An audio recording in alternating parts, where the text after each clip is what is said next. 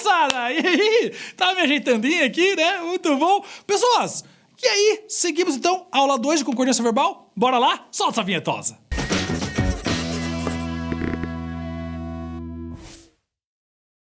Eita vida, hein? Terminamos a aula passada falando de vários elementos, várias regrinhas especiais. A gente vai seguir com mais algumas regrinhas para vocês aqui da concordância verbal, pra gente arrematar essa aula, ficar feliz. Depois a próxima aula já é funções da linguagem, depois já vem figuras de linguagem, todo mundo tá esperando com muita loucura.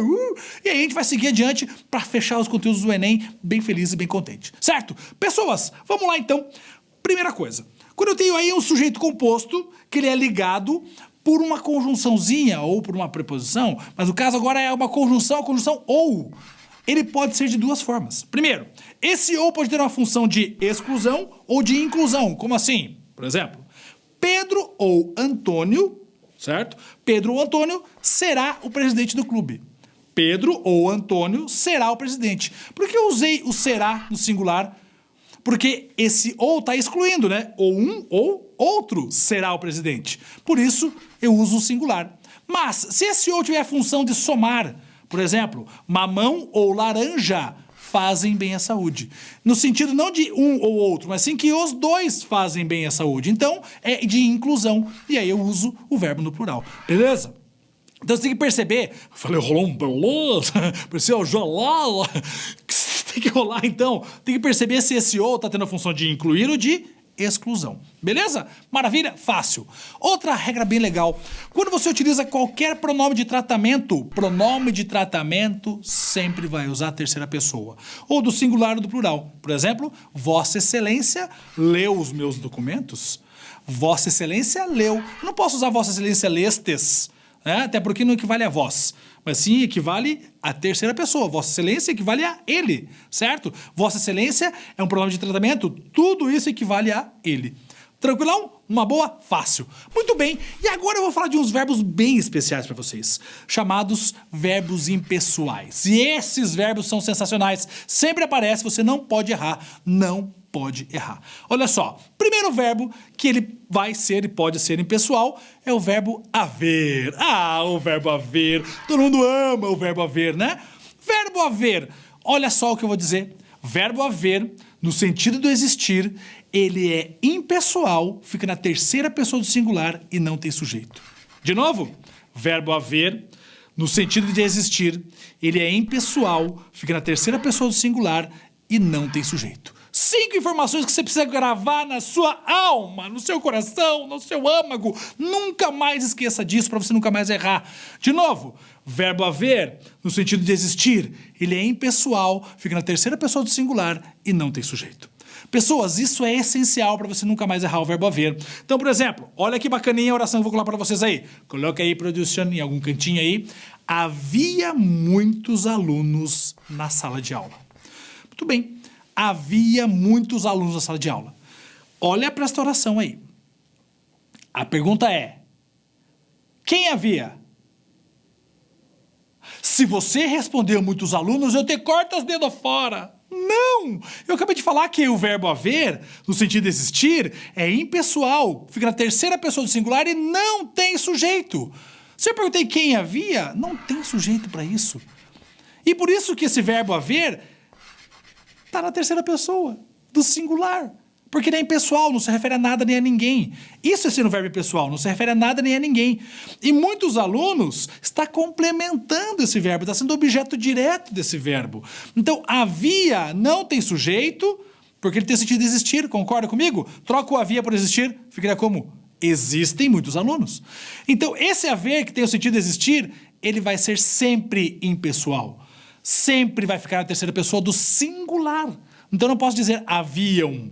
Por isso que muita gente erra na prova, porque aparece o verbo haver na prova e você coloca como se tivesse plural, ele não tem, ele não tem. Ele só vai ter plural se ele não tiver o sentido de existir, gente. Verbo haver, no sentido de existir, ele é impessoal, fica na terceira pessoa do singular e não tem sujeito. Nunca mais esqueça isso. Tatua no pulso. Faz uma tatuagem. Não é cola, tatuar não é cola. Certo? Nunca mais esqueça disso. O verbo haver, no sentido de existir, ele é impessoal, fica sempre a terceira pessoa do singular e não tem sujeito. Maravilha? Muito bem. E aí, olha só, pode ocorrer que esse verbo também apareça dentro de uma locução verbal. O que acontece? Que é locução verbal mesmo, professor? 2 verbos com a função de um só. Olha essa frasezinha, vai aparecer em algum canto aí. Deve haver 20 pessoas na sala. Deve haver 20 pessoas na sala. Deve haver minha locução verbal. O haver, que é o segundo verbo da locução, ele é o principal. O deve, que vem antes, é o auxiliar. Nesse caso, o verbo dever recebe todas as características do verbo haver. Como o haver é o principal e ele também tem o sentido de existir aí, o verbo dever acompanha o verbo haver ficando no singular. Sacaram a ideia? Deve haver 20 pessoas, porque é no mesmo sentido de deve existir. Ô, professor, mas se eu trocar o haver por existir? Aí o existir, ele tem plural e ele vai ter sujeito. Então, tanto numa frase quanto na outra, se você substituir pelo existir, o existir vai para o plural e ele vai ter um sujeito normalmente. O que não tem sujeito é o verbo haver, quando tem o sentido de existir. Grave isso na sua vida, pelo amor de Jesus. Certo? Seguimos adiante? Muito bem. E aí, pessoas, esse verbo está esclarecido, numa boa. Qual outro verbo que também é impessoal para nós? O verbo fazer. O verbo fazer vai funcionar muito semelhante ao verbo haver. O verbo fazer vai ser impessoal quando? Ó, o verbo fazer é impessoal quando tem o sentido de tempo transcorrido. Tempo transcorrido, certo? Tempo transcorrido. E aí, ele vai ficar na terceira pessoa do singular e também não tem sujeito. Como que funciona isso? Quer ver? Vamos para frente aí. Verbo fazer, uma frasinha. Faz anos que não a vejo. Faz anos que não a vejo. Opa, peraí, faz anos. Por que eu não posso falar fazem anos? Porque faz aí com o sentido de tempo transcorrido. Ah, que beleza! Faz anos que não a vejo. O verbo fazer, como o tempo transcorrido, ele é impessoal. Fica na terceira pessoa do singular e não tem sujeito. Meu Deus, que doideira isso. É a mesma coisa do verbo haver, só que em relação a tempo transcorrido. Verbo fazer, como tempo transcorrido, impessoal, terceira pessoa do singular e não tem sujeito. Não posso dizer fazem anos. Beleza? Fácil? Muito massa, né? Cara, isso é muito legal. Grava isso na sua alma, hein? Grava isso. Maravilha! Seguindo adiante, temos o que mais? Temos o verbo ser. O verbo ser vai funcionar da seguinte maneira. Ele pode até ter plural, mas ele vai ser impessoal também. Grande detalhe, o verbo ser, em relação a horas e distância, ele não vai ter sujeito, mas ele concorda com o numeral a que ele se refere. Por exemplo, eu falo é 1 hora, porque é 1 hora. Ou são 3 horas, porque são 3 horas. 3 é mais do que 1, são 3 horas. Fácil. Daqui até a fazenda é 1 quilômetro, ou daqui até a fazenda são 7 quilômetros. Fácil isso? Então, o verbo ser concorda com o numeral quando é relacionado a horas e distância. Beleza? Agora, olha que bonitinho isso. Eu falo assim, hoje é dia 10 de julho. Tá, não, mentira. Hoje, que dia é hoje? Sei lá. Um dia qualquer aí. Ah, já sei, vamos colocar um dia pra gente marcar pra vida. Dia 12 de outubro, dia das crianças. Hoje é dia 12 de outubro. Por que eu tô usando é? Hoje é dia 12. Ah, professor, porque tá concordando com o dia. Beleza. E se eu tirar a palavra dia, eu falo hoje é 12 de outubro ou hoje são 12 de outubro? Se o numeral é 12 e eu disse que o verbo ser concorda com o numeral, como seria o certo aí? Hoje são 12 de outubro. Ai, professor, que estranho, são 12. Isso, são 12 implicitamente da palavra dias. Hoje são 12 dias do mês de outubro. Sacaram a ideia? Então, se eu tenho a palavra dia entre o verbo ser e o numeral do mês, ficaria sempre no singular. Hoje é dia 12 de outubro.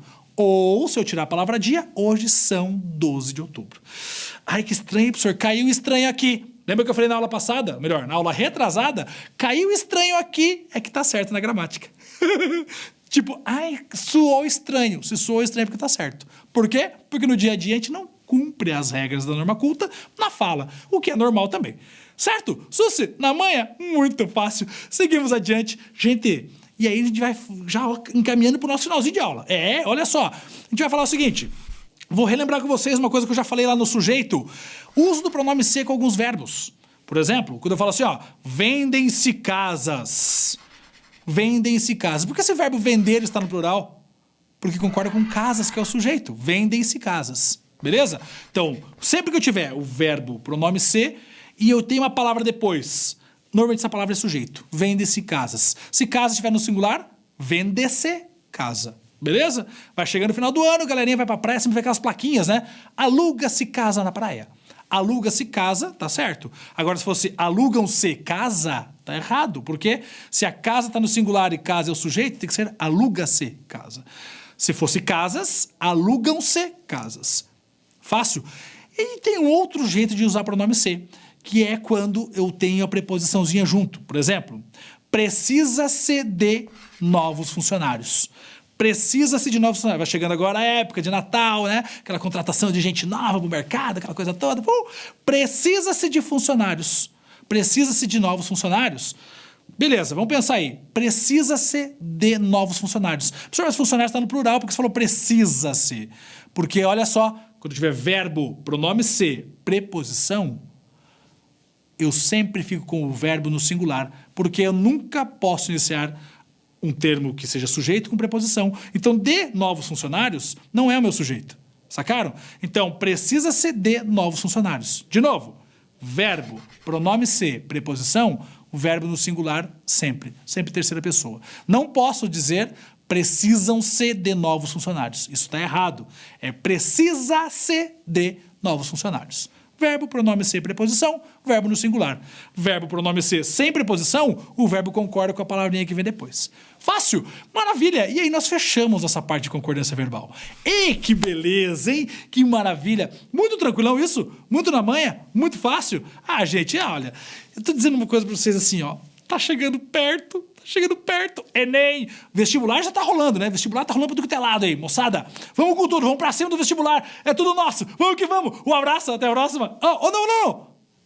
Se inscreva aí, pessoal. Se inscreva, Facebook, Instagram, quase que esquecendo disso. Valeu, mais de 20 mil inscritos, vamos com tudo.